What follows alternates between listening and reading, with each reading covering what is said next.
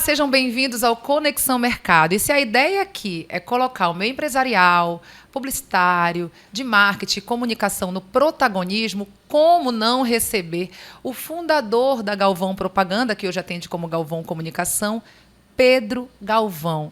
Pedro, que honra te ouvir hoje. A honra é minha de ser entrevistado dentro desse programa, pode crer. Muito obrigada mesmo. Estou muito feliz porque eu tenho certeza que tanto eu como a nossa audiência vai ter uma aula hoje aqui.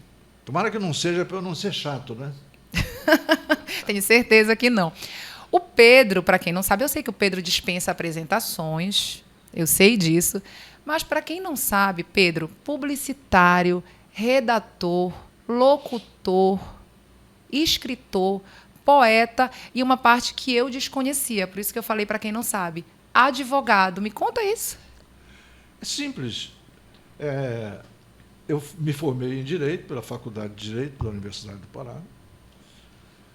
Em seguida, advoguei durante 4 anos. Como eu tinha sido funcionário da Justiça do Trabalho, eu me tornei um advogado, sobretudo um advogado trabalhista, e fui muito bom. Vocês me permitem ser bastante gabola nisso, eu era, por favor, muito bom. Só que eu tenho que fazer uma confissão de humildade aqui, que é o seguinte, mas como advogado civil, eu não era lá essas coisas. Sabe? Eu não gostava de trabalhar no fórum, porque eu achava que no fórum havia muita corrupção. E não gostava de trabalhar. Mas eu fui um bom advogado trabalhista. E depois eu encontrei a propaganda. E como foi esse caminho do direito para a publicidade? Eu trabalhava no escritório Cléo Bernardo. Cléo Bernardo foi um político importante no nosso estado. Ele era o presidente do Partido Socialista Brasileiro. Cléo Bernardo de Macambira Braga, que a gente brincava e chamava de Macambara Briga. Mas ele era uma pessoa excepcionalmente simpática. Não era um bom advogado mesmo, de verdade, mas era muito talentoso. E era uma liderança política como presidente do Partido Socialista Brasileiro, bastante conhecido. Irmão de um deputado federal chamado Silvio Braga, eu vi naquela época. Eu fui trabalhar no escritório do Cléo. Mas o Cléo, notando as minhas inclinações, ele me disse: Pedro, a Mendes está precisando de um redator. E a Mendes ficava exatamente alguns andares acima do nosso... A gente trabalhava no 8º andar. Digamos que a Mendes trabalhasse no 10º ou no 12º. Eu subi e fui pedir emprego para o Oswaldo Mendes. O Oswaldo Mendes me contratou na hora. Fez essa imprudência. Não, por favor, fez eu nunca tinha benfeitoria para todos nós do mercado. Eu nunca tinha escrito um texto. Mas provavelmente viu as propaganda. suas habilidades ali na escrita, né? Foi o que te levou para lá. Sim, aí ele me contratou. Me contratou e 2 meses... Essa parece brincadeira, mas 2 meses depois eu era diretor de criação da Mendes. Estava no lugar errado. Não era no direito. Exatamente. Exatamente. E foi isso que aconteceu. Então eu comecei na Mendes Publicidade, na época em que a Mendes era no edifício ali, na Santo Antônio, chamado Antônio Velho. E aí eu fiquei durante 2 anos na Mendes. E depois resolvi ir embora para São Paulo. Mas a minha ida para São Paulo foi incrível. Eu fui no mês de janeiro de 70, para São Paulo. Mas foi uma ida com objetivos profissionais? Eu só queria mudar de cidade mesmo? Eu era jovem, né? Aí eu perguntei, eu tinha recém-casado, eu perguntei para minha mulher, no banheiro. Ela estava tomando banho, linda tomando banho. E eu perguntei para ela, escuta, vamos para São Paulo? E ela disse, vamos. Foi assim que nós decidimos, no banheiro, ir para São Paulo. Essas decisões juvenis que são rápidas. Muito rápidas. Né? Aí passei um mês inteiro procurando um emprego em São Paulo e não encontrei. A primeira pessoa que eu procurei em São Paulo foi um cidadão chamado Roberto Doilib, que era o diretor-presidente da DPZ, que foi a agência paradigmática. Olha que palavra, hein? Que palavra. Eu disse que seria uma aula aqui hoje, gente. Isso é um palavrão, né?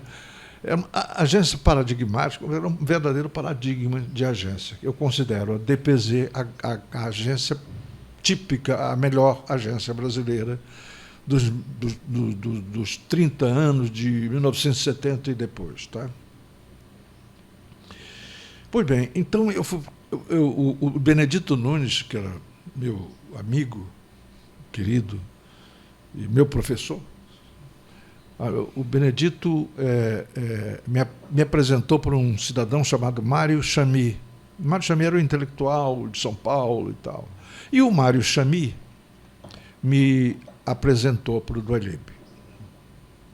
O Doilib delicadamente me disse: olha, Pedro, eu não tenho emprego para você. O mês de janeiro, as agências em São Paulo não contratam ninguém. É um mês difícil, é um mês de pouco faturamento.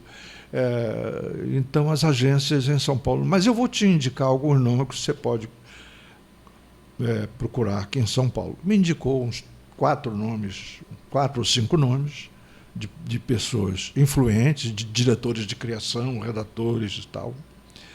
E eu fiz essa via sacra, né?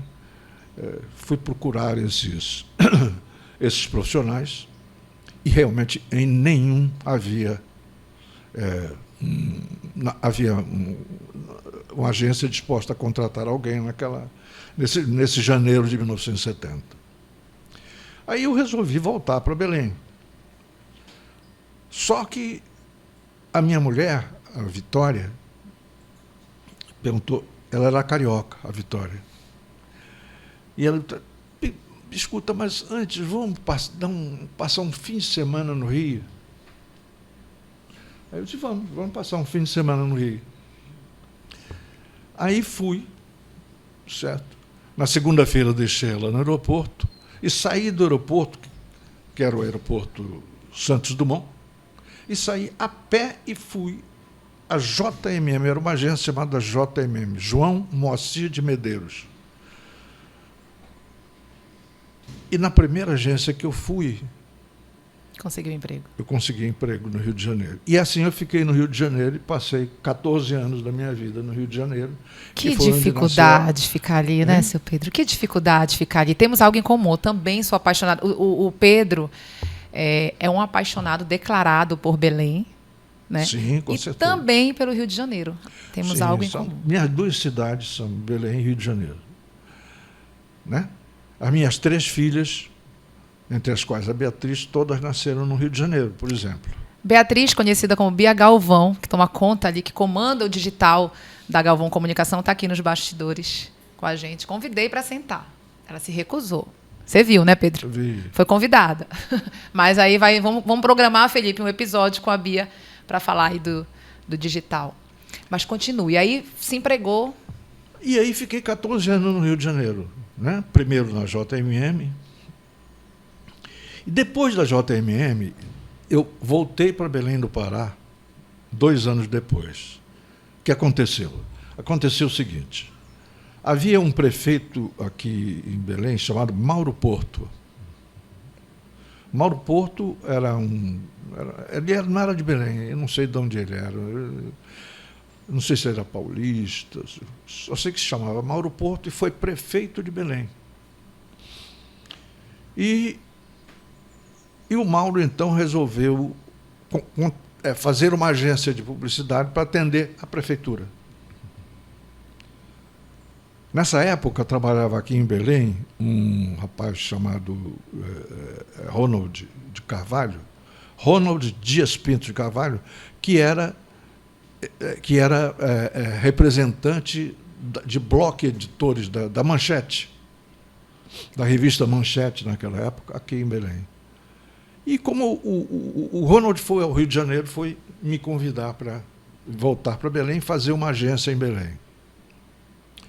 Aí eu topei fazer uma agência em Belém e Foi uma agência que durou 2 anos e chamava Matrix. Isso era que ano? 1971. 71. Matrix, que nome inovador, né? Para uma agência. Matrix. 1971. Não fui eu que dei, não. Ela já tinha esse nome, Matrix. E daí nós fizemos 1 ano de trabalho. Nós tínhamos um cliente chamado Tropical Crédito Imobiliário. Existiam as agências de crédito imobiliário, né? Eram financeiras. Naquela época havia. E se chama a Tropical Crédito Imobiliário. Era dirigida por um cidadão chamado Ricardo Vasques. E então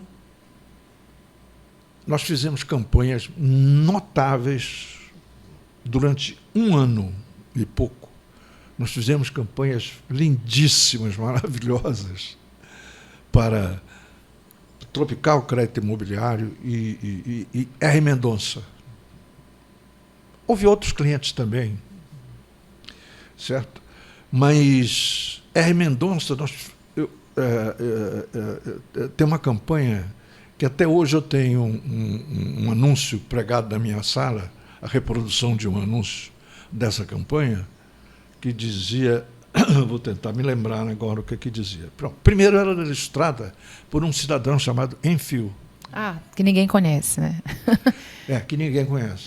O Enfio era simplesmente um gênio, sabe, do traço rápido, um gênio da ilustração. Mas aí é verdade que foi você que convenceu o Enfio a ilustrar a campanha, porque ele não fazia, né, ilustração de campanha. Claro que não fazia. Eu fui lá no Rio de Janeiro. Olha que bagagem, hein? Eu fui lá no Rio de Janeiro e conversei com o Enfio e disse, olha, eu tenho uma campanha assim, assada para fazer, eu gostaria que você fizesse. Né? Aí eu disse, olha, por exemplo, tem esse anúncio aqui.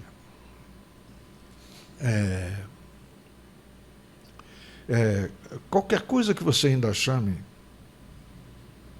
de televisor ou geladeira, vale 150 na compra de um novo em R. Mendonça. Certo? Daí o Enfio fez como é que chama isso? Ele fez um desenho rápido, assim. Era um baixinho pequenininho, assim, juntando uns cacos do chão, sabe? E esse caco era um televisor. E ficou com esse título, né? Qualquer coisa que você ainda chame de televisor ou geladeira vale 150 na compra de um novo em R. Mendonça. Olha só. Com a ilustração do Enfio, aquilo ficou uma maravilha. Até hoje está na minha parede, na minha sala, hoje em dia, na Galvão. E vocês estão pensando que o Pedro teve só o Enfio, essa bagagem, carrega só essa bagagem de ter convencido o Enfio a ilustrar? Vocês estão muito enganados. Pedro já recebeu o bilhete de Jorge Amado, que morava em Bia. Já recebeu o bilhete de Jorge Amado, já teve poema do Rui para o senhor. Senhor não, você. Olha, dessas coisas... Conta essas histórias aí pra gente, Pedro. A coisa que mais me orgulha... Puxa, orgulho é um sentimento menor, né? Sim. É que o grande poema do Rui Barata, ele foi dedicado a mim. Só que naquela época eu era um garoto de 24 anos. Tinha escrito talvez 1 ou 2 poemas. E o Rui simplesmente dedicou o Nativo, que naquela época chamava o Nativo de Câncer. Certo? E depois virou o poema O Nativo, que é um belíssimo poema, um poema de uma densidade incrível. E ele dedicou a Pedro Galvão de Lima. Pedro Galvão de Lima, se você não conhece, sou eu. O Pedro Galvão, entendeu? que hoje eu reduzi o meu nome porque eu trabalho com marca, né? Então, eu sempre trabalhei na vida com marca, criando marcas e tal. E Pedro Galvão é mais fácil de decorar do que Pedro Galvão de Lima. Mas eu era conhecido em Belém por Pedro Galvão de Lima. Então, Rui dedicou esse poema, o Nativo, a Pedro Galvão de Lima. Isso me... Você pode ver um garoto de 24 anos feliz? Nossa, Era, posso imaginar. Era o Pedro Galvão dessa época, Pedrinho Galvão. E me diga uma coisa, onde nasceu o poeta? Onde, quando, como começou a tua relação com... E tem vários livros publicados, né? Não, desde essa época eu sempre fui um leitor de poesia, sobretudo, né? Naquela época, a gente tinha aqui em Belém, eu convivi com o Rui, né? Em primeiro lugar, mas convivi também com o Max Martins. Convivi, caramba, com um cara maravilhoso chamado Valdemar Henrique. Poxa. Certo? Valdemar Henrique é o autor de nada menos do que algumas das músicas mais lindas da música brasileira. Por exemplo, Me Faz Feliz com Márcio, o nome dessa música. Por favor, alguém ajuda a gente aqui. Coloque sua voz de locutor para jogo. Cante para a gente. Não, eu estou tentando me lembrar da música. Tambatajá, me faz feliz. E essa música é lindíssima. É lindíssima, é uma das músicas... eu acho que essa música não foi devidamente conhecida a nível de Brasil, mas hoje eu vim ouvindo no rádio, essa música é uma coisa linda, maravilhosa. E o Valdemar Henrique foi isso. Nós já tivemos esse grande compositor aqui em Belém. Mário Faustino. Mário Faustino, eu tive uma breve conhecimento com Mário Faustino. O mais velho Machado Coelho, em cuja sala, na Praça da República, ele morava numa casa ali na Praça da República, atrás do Teatro da Paz, né? Na Assis de Vasconcelos, chama. Morava numa casa ali. Então, ali iam Rui Barata, né? Oswaldo Mendes. Mas o teu contato... Oswaldo Mendes, não, perdão. Isso é o Chico Mendes. Francisco Paulo do Nascimento Mendes, que era uma pessoa maravilhosa. Foi meu professor de literatura, né? Então, essas pessoas fizeram a minha cabeça em relação... Então, foi na escola, tua paixão?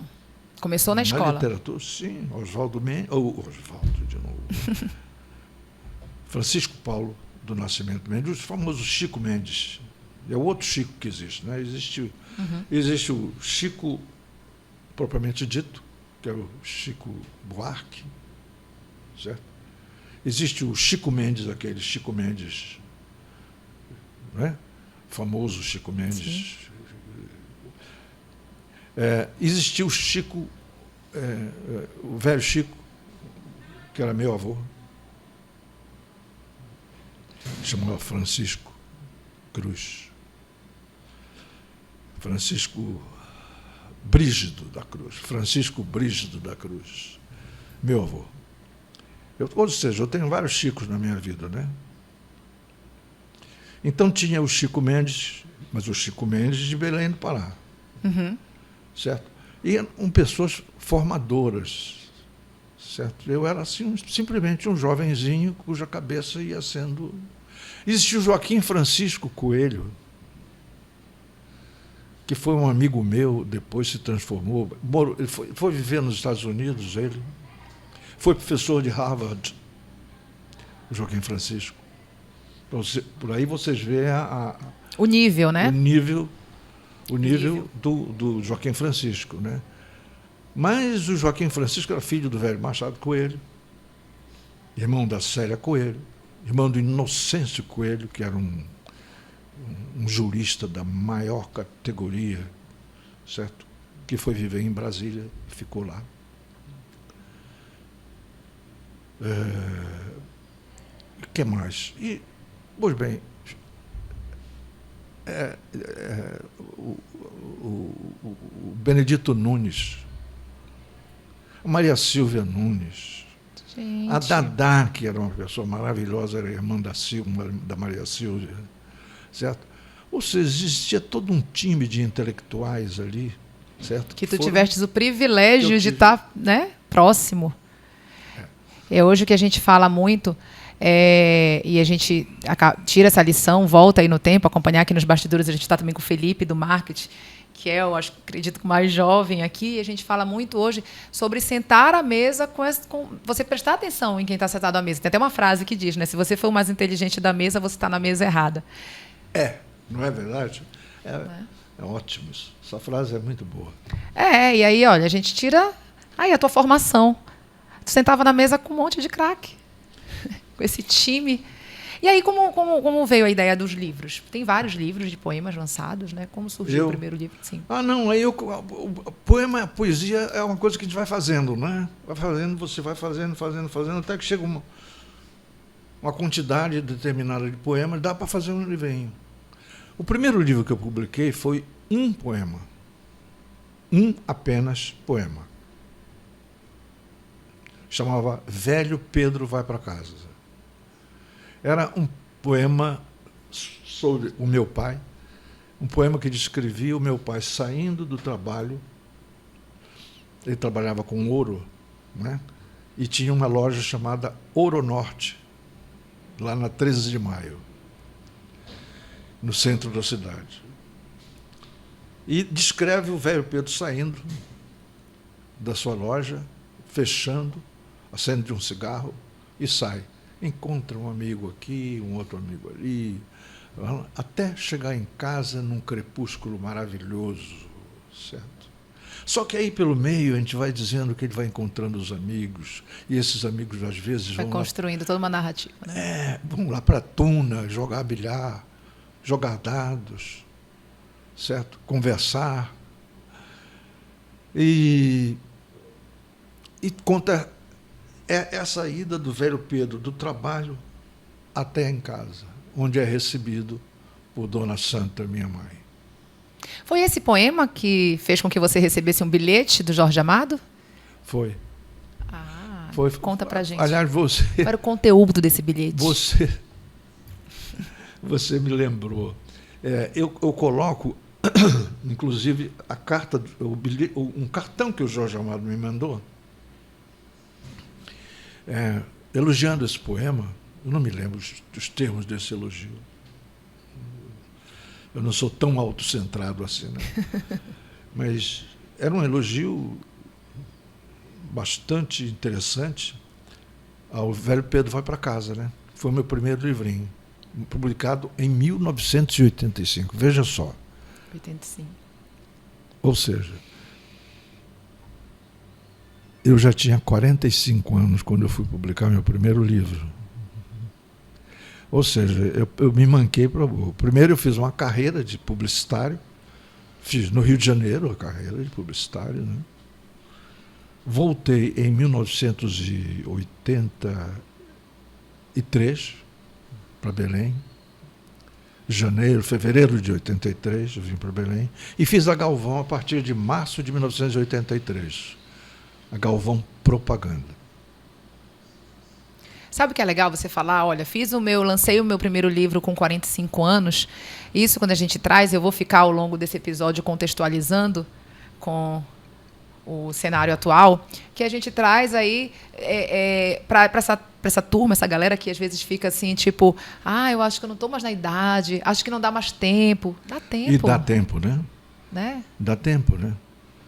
Porque, claro que durante esse tempo eu não fiquei... Claro que eu fiquei escrevendo, só que eu não publicava. Sim. Não, eu digo, dá tempo de você realizar sonhos. Provavelmente, notório que você é apaixonado pelo poema e lançou teu livro seguinte, com 45 deixa eu contar anos. essa história que é interessante. Por favor. Primeiro que quando eu comecei a trabalhar em propaganda, gostando de literatura e gostando de escrever literatura, ou seja, gostando de escrever poesia, etc.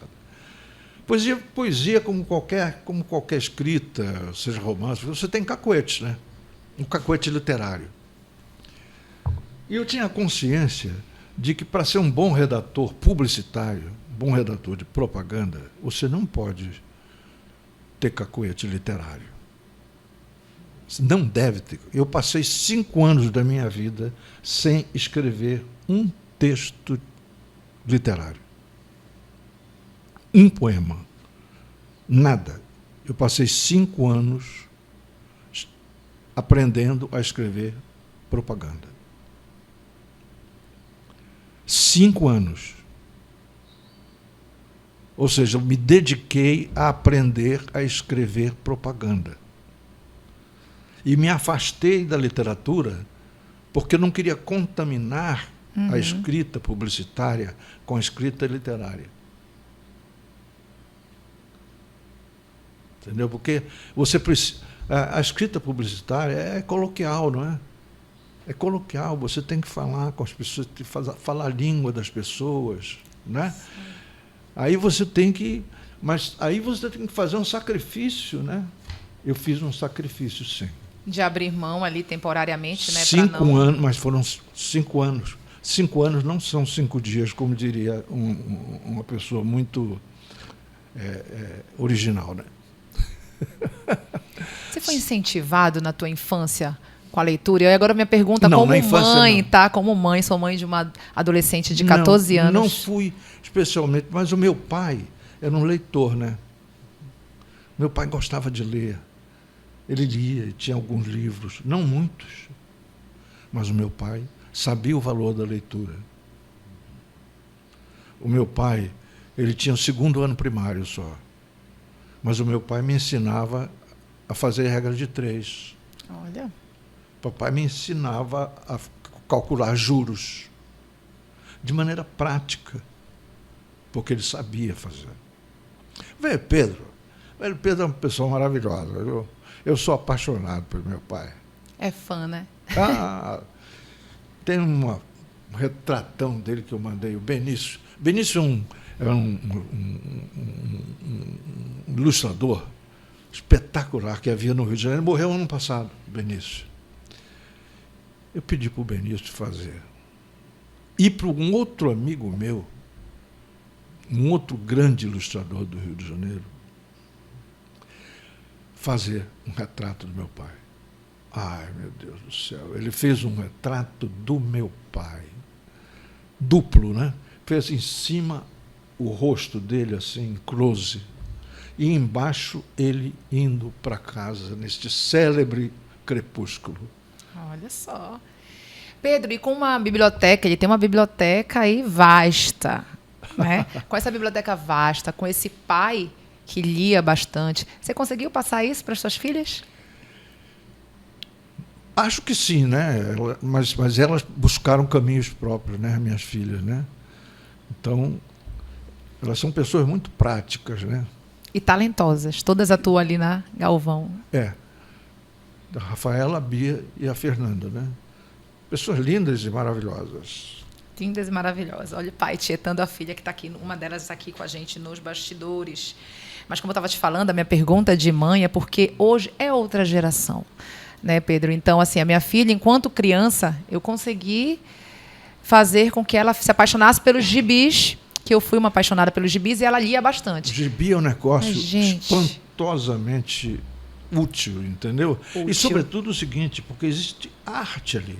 A arte da história em quadrinhos, sabe? Temos a escrita e a imagem, né? Não, ali. Um desenho, minha querida. Sim. O desenho, aquilo é arte.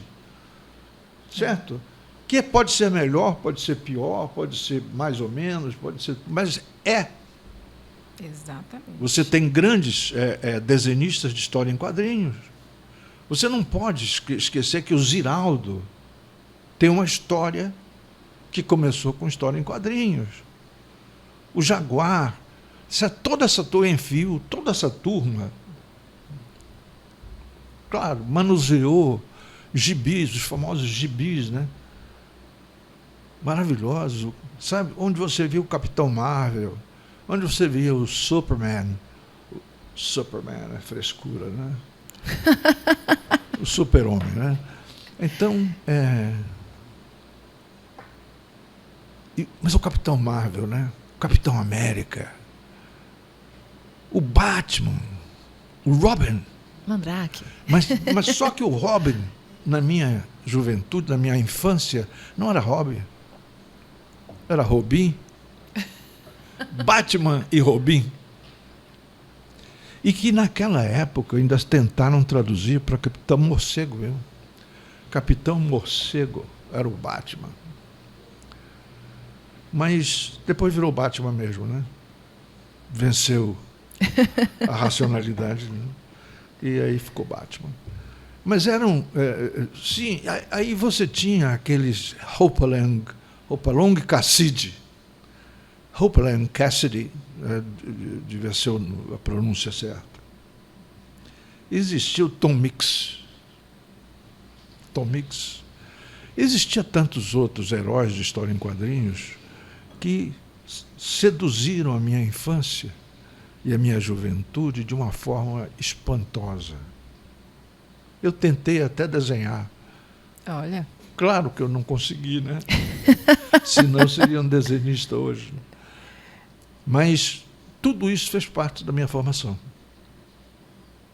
Inclusive, isso acaba sendo útil até na poesia, sabe? Porque a poesia é um mundo, é um universo que vai penetrando em você. Certo? E todas as fontes, elas vão te fornecendo elementos para você fazer depois o que quer que seja, né? E principalmente porque a gente mexe aí com a imaginação. Exatamente. E imaginação é o que a gente trabalha. É a matéria do nosso trabalho. Seja como escritor, seja como poeta, seja como romancista, seja como desenhista, seja como chargistas, sabe? A imaginação. Pedro, você há de concordar comigo que você que tem o hábito da leitura, que tem uma biblioteca vasta, que lê bastante, isso facilita muito a tua escrita. Como fazer com essa geração aí, que a gente tem números alarmantes, de que lê cada vez menos? Por quê? Porque existem outras fontes de leitura, né? Você tem a televisão, certo? Que atrai de uma forma espantosa, e é bom que atraia. Você tem o próprio cinema. Você tem as histórias em quadrinhos. Você tem o celular, hoje em dia. E o celular não é só o celular. É o celular e tudo o mundo que o celular oferece, de opções, de alternativas que o celular oferece. Você tem na mão... É frequente você andar num ônibus, por exemplo, e você vê várias pessoas concentradas no seu celular. Certo? Você vai num trem, para quem... trem é uma coisa maravilhosa, né? Porque, infelizmente, acabaram com a nossa estrada de ferro Belém-Bragança, mas o trem era uma coisa fantástica, sabe? No trem, no ônibus, em toda parte as pessoas sentam e ficam concentradas naquele aparelhinho ali que se chama celular. Só que o celular é um mundo, né? Não é? No celular você vê propaganda, no celular você vê filmes, no celular você vê mensagens, você troca mensagem com as pessoas, você troca imagens com as pessoas, você troca ideias com as pessoas. O celular é um mundo, né? Então, onde é que eu estava mesmo? É que eu estava falando sobre essa geração, porque assim, eu entendo que o celular seja um mundo, né, mas eu também vejo que ele afastou muito. E aí eu vou falar muito da geração. Açúcar? Mais um cafezinho? Um cafezinho, Felipe. Com o adoçante, né? Com adoçante? Porque ele é uma pessoa light. Esse veneninho aí chamado adoçante. Uma pessoa light. Mas o celular também afastou essa geração do livro físico, da leitura. Pois é, né? Isso me preocupa aí muito. Que nós estávamos, é aí que nós estávamos, né? Isso não me preocupa, isso é um processo natural. Isso faz parte da vida social, entendeu? Da vida cultural. Isso vai se arranjar. Porque depois as pessoas vão ter contato com o livro, vão ter contato com o jornal. As pessoas leem menos jornal? Leem menos jornal hoje em dia. Sim, por que não? Mas se o jornal não fosse um veículo importante, não existia. Sim. Por quê? Porque para fazer um jornal você tem que ter dinheiro. Você não faz um jornal sem que esse jornal gere, não seja a própria fonte da sua existência, né? Ou seja, o jornal tem que se pagar para existir. E não é barato fazer um jornal. Com certeza. Eu sou apaixonada pelo impresso, assim como sou apaixonada por rádio e locução, e vou aproveitar esse gancho para falar para vocês também que o Pedro já atuou na locução, mas ele vai contar essa história para a gente aqui. Pois era, rádio, na minha juventude, na minha primeira juventude, era um negócio maravilhoso, né? E então, eu vou contar umas histórias sensacionais. Por favor. Primeiro, como locutor, né? Eu fui locutor de rádio realmente. Eu trabalhei numa rádio chamada Guajará, trabalhei na rádio Difusora do Pará, que foi a origem da Rádio Liberal. Rádio Difusora do Pará. Fui locutor. E eu era bom naquilo, né? A minha voz hoje está rouca, está meio fanhosa, mas eu tinha uma voz um pouquinho melhor. E então, isso foi me encaminhando na vida, claro. Você ser locutor só na vida, você vai estar, ou você vai ser um grande locutor, reconhecido nacionalmente como grande locutor, ou não vai se dar bem nessa profissão. Não é verdade? Então eu tive que buscar caminhos na vida, por isso eu fui por outros caminhos. Mas, uma história interessante é o seguinte, é que eu também fui... Veja, como é que eu comecei com o locutor? Tendo um programa estudantil, chamava Atualidades Estudantis. Trabalhávamos um locutor maravilhoso chamado Habib Fraia Neto, este sim com uma voz maravilhosa, sensacional. Habib Fraia Neto, um grande locutor. E outros locutores, né, que havia aqui em Belém, né? O Zé Maia, o Antônio de Carvalho, certo? E vários outros que eu tenho que me esquecer agora para ficar envergonhado e para essas pessoas. Pô, Pedro não se lembrou de mim? Chato, né? Muito bem. Mas havia locutores excelentes em Belém do Pará. Eu fui apenas mais um locutor. Uma carreira meteórica aí? Uma carreira meteórica. Não durou 3 anos, talvez, né? Se tanto, né? Eu trabalhei na Rádio Guajará, na Rádio Marajoara. Sim. Aí eu fui ser radioator na vida. Radioator. Uma carreira meteórica de radioator, que durou, assim, algo como 3 a 4 meses. Conta para essa nova geração que está assistindo a gente o que é o radioator. Radioator, pois é, antigamente havia novela. Como existem novelas de televisão... Tinha as radionovelas, né? Você tinha radionovelas, né? E as pessoas ficavam grudadas no rádio ouvindo aquela... Se apaixonavam pelo... Hoje se apaixona pelos atores, né, Bia? Tem os galãs aí nas novelas. Antes era pelo radioator, só pela voz, né? Se apaixonava pela voz. Pela voz. Então tinham grandes... Tiveste essas fãs? Hein? Tiveste essas fãs na tua profissão meteórica de radioator? Não deu tempo, né, Pedro? Eu vou contar a minha história como radioator. Eu comecei fazendo uma ponta qualquer lá. 2 meses depois eu era galã. Pô, tá vendo? 2 meses depois. Por isso que foi meteórico. Daí eu comecei galã na novela. Olha só, Que bacana, né? Ou seja, eu tinha uma voz razoável e tal. E aí aconteceu uma coisa fantástica na minha vida. Eu me apaixonei por uma menina. Que atuava contigo. Não, Ah, tá. uma menina. E aí essa menina foi passar as férias no Marajó. E eu fui atrás dela. Abandonou Abandonei a profissão, carreira de rádio ator. tudo, e fui atrás do meu amor. Viveu uma história de novela. Deu um romance? Deu um romance. Durou muitos anos na vida. Então valeu a pena. Valeu, Então valeu claro a que pena. valeu. Então é isso que importa. Claro que valeu. Essa é a rápida história de um redator, de um radioator mal sucedido. Olha que privilégio Ou nosso. bem-sucedido. Né? Contamos aqui a história do Pedro Galvão, radioator, né? Que foi galã de radionovela. Tem muita gente que de repente não sabia e vai saber agora através do Conexão Mercado. E que largou tudo por um amor. Por um amor. É uma bela história, né? Bela história. Dá um livro, hein?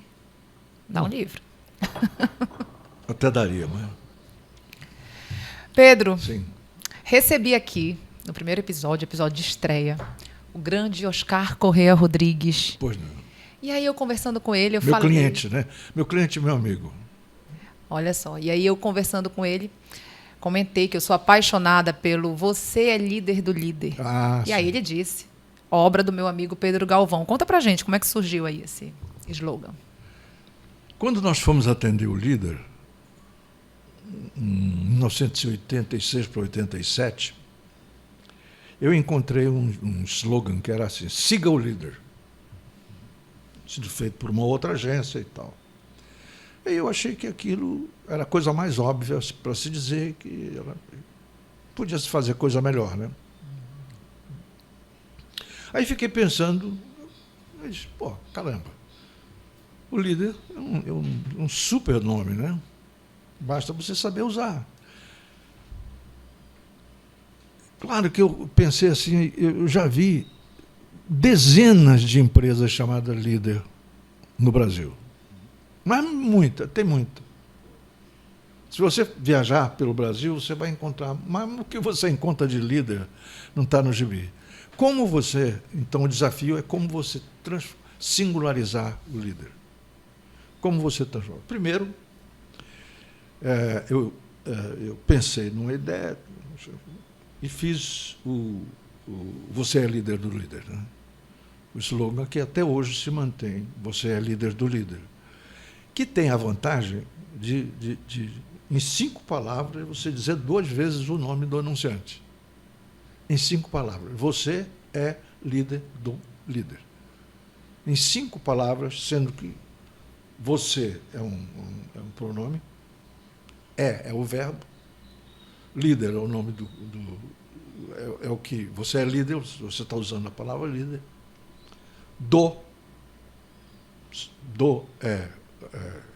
O que é um do?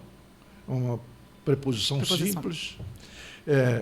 E líder, que é o nome da empresa que eu estou anunciando. Então, em 5 palavras, você matou o bicho. Eu achei fantástico. E isso pega, né? Isso pega. Não, virou um chiclete, assim como alguns jingles criados por você. Como, por exemplo, é mais gostoso comprar no líder. É mais gostoso comprar no líder. Não, vamos colocar nossa voz de locutor. Mais Sim, por favor. Vamos É colocar nossa voz de locutores comprar aqui, no né, líder. para jogo. Pois bem, então, o líder começa aqui, é um grande supermercado, e sempre foi. Quando eu comecei, o líder tinha umas poucas lojas. O líder tinha o líder da Doca, tinha o líder da Alcino Cacela, e tinha talvez mais uma loja. Eram 3 ou 4 lojas. Hoje em dia são 23 lojas do líder, né? Hoje, ou seja, nós fizemos todo um acompanhamento da vida do líder, que foi ascensional, né? E fizemos muitos trabalhos que eu considero muito bons para o líder, entre os quais alguns jingles dos quais todos eu fiz a letra. Parabéns. Não fiz a música, porque eu não sou compositor. Mas ajudei a fazer a música na medida em que eu fiz a letra. Entendeu? Então tem vários jingles, vários. Não, tem, eu vou falar outro aqui que eu adoro, que marcou bastante, que foi Só Entra Café, Café e Leia. Ah, não, aí já é outro. Eu vou contar a história. Por favor. E quero valorizar a presença nessa história aí de um redator chamado Glauco Lima, que foi originalmente quem teve a ideia do... Ele fazia parte do time da Galvão. Sim, assim. E o Glauco era um redator que eu preparei desde muito jovem, e eu fui ensinando o Glauco a fazer propaganda, a escrever. Imaginei, Felipe, ter um professor desse. A escrever textos e tal. Só que o Glauco, talentoso, né? E um dia nós, trabalhando,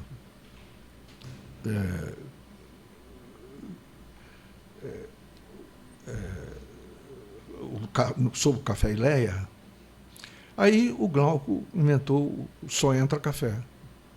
Pedro, eu tive uma ideia de fazer umas pessoas entrando na embalagem do café líder. Sensacional essa propaganda.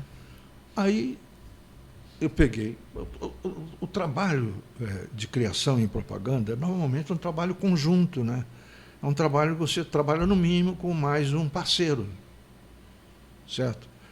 E então eu entrei com a minha parte, foi transformar aquilo em música, né? E contar essa historinha de como esses caras entravam. E botei o negócio do Lourinho querendo entrar. O Lourinho, ou seja, o Lourinho, um milho querendo entrar, um grão de milho querendo entrar num pacote de Leia. Que estabelecia toda uma crítica contra a concorrência que misturava, né? Que misturava milho com café. Então era para mostrar que a Ileia não tinha isso, né? Tinha um selo de qualidade que não misturava. Aí botei um lourinho lá, sabe? Café Ileia, só entra café. Café Ileia, só entra café. Opa! Aqui não. Aqui não. E aí impedem o lourinho de entrar na embalagem do Café Ileia, né? Isso foi um acontecimento. Teve uma outra criação minha que eu gostei muito, mas essa foi minha mesmo. Que foi, eu tinha um cliente chamado Memória. Memória, Computadores e Suprimentos. Do meu amigo César Alves. Memória, Computadores e Suprimentos, ela tinha uma loja... Só um adendo, seu Pedro. César Alves é o que depois virou a Computer Stobia? Sim. Computer? Ah, tá. Computer Store. Conheço o César. Mudou o nome, né? Mas era Memória. Já fechou. Memória. Ficava na Gentil 554. Olha só o nome. Olha, eu me lembrando do número. Né? Por quê? Porque eu criei um comercial que foi um acontecimento, por vários motivos. Primeiro, porque foi um comercial de 30 segundos que eu dividi em 3 partes de 10. TV, né? Estamos falando de TV. De TV. E em 3 partes de 10. Que foi também um case de mídia, né? Um caso de mídia. Por quê? Porque entrava os 10 segundos iniciais, daí entrava aí em seguida vinha um outro comercial do intervalo. Um comercial qualquer, de um outro anunciante. Aí depois a gente colocava os 10 segundos seguintes. E depois entrava um outro comercial. Nossa, eu imagino como isso foi inovador para a época. Muito. Nessa época não podia fazer não. isso. E eu pude fazer isso nessa época porque nunca tinha sido feito. Depois foi proibido. Eu tenho que fazer, hoje em dia, comerciais no mínimo de 15 segundos. Entendeu? Então era um comercial de 30 segundos dividido em 3 partes. Certo?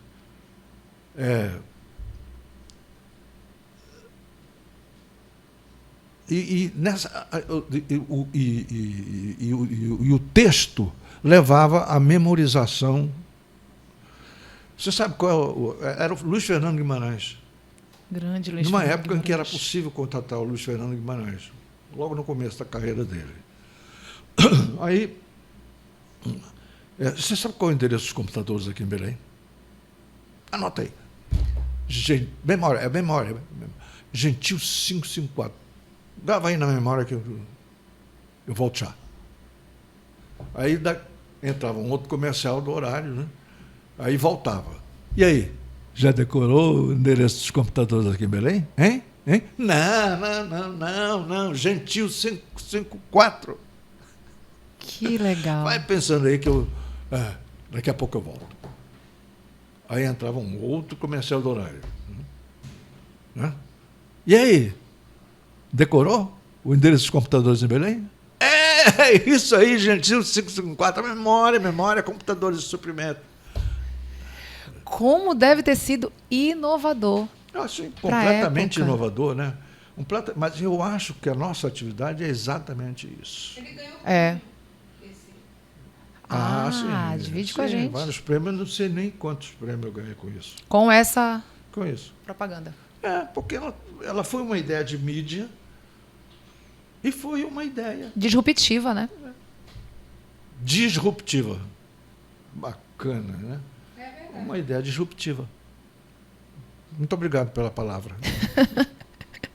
Você me trouxe paradigmática, eu estou te devolvendo com disruptiva. Pronto, simples assim. Opa! Dizem que é sorte. Essa xícara- Quando derrama café na mesa, dizem que é Isso sorte. uma queda disruptiva, né? Com certeza.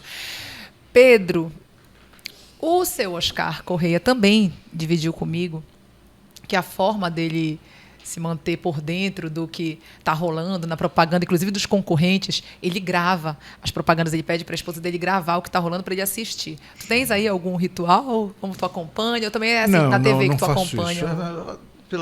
Pela TV, não só pela TV, porque às vezes eu recebo no celular, eu recebo, né, comerciais, tal, que amigos me mandam de São Paulo para cá, do Rio para cá, ou então comerciais que normalmente na rede social ela fica rolando e a gente acaba vendo. Mas isso é normal, né? Se a gente é profissional, a gente tem que ter a nossa forma de acompanhar aquilo que se faz na nossa profissão. Sim. Pedro, eu imagino, e sei, aliás, não imagino não, sei o quanto que a criatividade, ela está... A sensação que eu tenho, Bia, é de que ela já veio aí no DNA do teu pai. Com certeza. Né?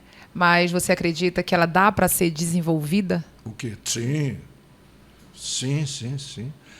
A própria história que contei, essa minha história, é uma história de desenvolvimento, assim. Qualquer pessoa, ela tem que desenvolver. Ela pode ter um talento, ter uma inclinação, ter uma vocação para aquilo, mas ela tem que treinar, ela tem que fazer, ela tem que desenvolver a sua vocação. Propaganda é suor. Tem papelzinho para limpar aqui? Perdão, Bia, te cortei. Propaganda é suor. Propaganda é suor. E toda habilidade para ser adquirida tem que ter treino, né? Treino. Você tem que fazer, tem que treinar e fazer. Errar. Acertar, errar, acertar. Talvez a intolerância com o erro, que a gente encontra muitos profissionais hoje que não tem muita tolerância com o erro, a gente tem que errar. Tem que errar, né? Senão não acho o caminho do acerto. Tem que errar. Quando a cota de acertos é maior do que a de erros, aí você chegou lá. Pedro, e falando ainda sobre criatividade e batendo papo ali nos bastidores com a Bia, não tem, né? A Bia, que podia estar sentada aqui com a gente, não tem como estar inspirado o tempo inteiro. Então, a criatividade você tem que estar praticando para poder desenvolvê-la, né? Com certeza. Então, deixa aí uma dica, se é que podemos falar aí, dica, conselho para essa geração mais jovem que está atuando no mercado. Como... Olha, buscar eu acho- caminhos eu para ser acho mais que criativo? É tentativa e erro no começo, sobretudo no começo. Depois você fica macaco velho, né? Macaco velho sabe das coisas, né? Hoje em dia eu tenho um texto, eu elaboro um texto muito mais rápido do que no começo da minha carreira. No começo, gente, eu quero dizer para vocês Engatava. que não é. É que eu não me conformava com de fazer as coisas. Eu levava para casa, às vezes, muitas vezes, eu passei noites pensando, tentando, buscando ideias para poder melhorar e formas de melhorar num texto. Naquela época, você fazia muito anúncio para jornal e para revista. E nessa época também nós aprendíamos a fazer propaganda em anuários de Londres, anuários do Clube de Criação de Nova York, né? Do Art Directors Club. A gente chamava Art Directors, né? Eram uns volumões desse tamanho assim, com que apresentavam os anúncios. Naquela época se fazia muito anúncio de revista. E eu aprendi a escrever publicidade, aprendi a fazer propaganda, duramente lendo e traduzindo anúncios americanos e ingleses. Porque tinha o anuário inglês, tinha o anuário, né, americano. E eu ficava traduzindo aqueles anúncios, certo? Para aprender a construir um texto de anúncio de revista ou de anúncio de jornal. Porque existe, não é só escrever, é construir o texto. Uhum. Como você pode reduzir aquilo a um mínimo de palavras? Naquela época, as pessoas liam mais. Certo? Então você tinha textos longos, muitas vezes você tinha textos longos, mas longos mesmo, de verdade. Não é 3 ou 4 parágrafos, não. Eram dezenas de parágrafos. E aí, um dos exercícios meus era traduzir esses anúncios. Eu aprendi a fazer propaganda traduzindo anúncio inglês e americano. Tá vendo? Sabe o que você foi? Um inconformista. Tem um livro mais recente, acho que é Adam Grant, Os Originais. Conhece, Felipe? Os Originais. É um livro mais recente que fala lá, os inconformistas que salvaram e vão continuar salvando o mundo. Foi o que você foi. Tomara E é. Olha, esse é um elogio, sabe? É um elogio diferente, mas é um elogio. Muito obrigado. E é o que a gente tem que se inspirar. Primeiro, porque não dá para parar de aprender. Tem que estar buscando. Você fazia isso. Quando você fala que você ia lá e traduzia, você ia lá, pesquisava, estudava, não se conformava. É isso, é o que a Bia estava falando ali. É treino, é se dedicar. As pessoas querem muitas coisas prontas, né? Não. Tem que buscar. Tem que treinar, tem que fazer, tem que jogar fora papel. Olha, eu enchi o meu cesto de lixo com muito papel, de embolotar. Eu faço isso até hoje. Jogar fora. Sabe? Para poder fazer. Para poder chegar a uma boa chegar ideia, na você ideia, tem que jogar né? muito papel fora. Olha, para poder chegar numa boa ideia, você tem que jogar muito papel fora. Vou levar essa frase comigo. E vamos aproveitar que eu falei agora de livro. O que o Pedro Galvão está lendo? O que eu estou lendo agora? Eu estou lendo um livro maravilhoso chamado... deixa eu ver o título. É um título longo, sabe? É um título, é uma história, uma pequena história da humanidade. Tens o hábito de ler 2 livros ao mesmo tempo? Para um, aí pega outro? Com certeza. Tem. Às vezes mais. Às vezes mais pelo Imaginei. seguinte. Porque são livros diferentes. Imaginei. São livros diferentes. Por exemplo, esse é um livro que conta a história da humanidade de cabo a rabo. É um livro de aproximadamente 450 páginas. Mas é um livro mais recente, Bia? Não, É um livro mais atual? Não, já é um livro antigo. Esse livro, estou tentando recuperar o título dele, é uma breve história da humanidade. Não, esse é um livro mais recente até, inclusive. Mas o papai lê muita poesia também junto. Né? Certo. Entende que é diferente? Eu pego o Drummond, releio o Drummond.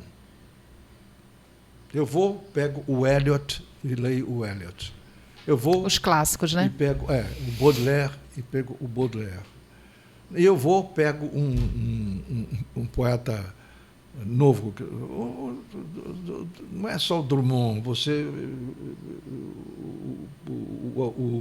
o Haroldo de Campos e o irmão dele. Você vai buscando, entendeu? Ou seja, na medida em que você lê, você lê um texto, um livro denso, aí você muda para um livro de contos, de repente. Esse livro de contos é uma outra técnica, mas te permite sair fora, desviar aquela leitura. Para algo mais leve. Ler algo e mais rápido. Aí você lê mais rápido. Depois você volta para o seu livrão. E assim você vai lendo o livrão. O importante é não parar de ler. Traduções. O papai tem muito livro de diferentes traduções de outras pessoas que fizeram o livro. Então tem, tipo, sei lá. Então, eu não sou um leitor de alemão, por exemplo, né? É droga, né? Eu não leio alemão, confesso. Não leio alemão. Leio bem francês, leio. Mas, certo, nós temos o Thomas Mann traduzido, sabe? Maravilhosamente traduzido. Então, não me.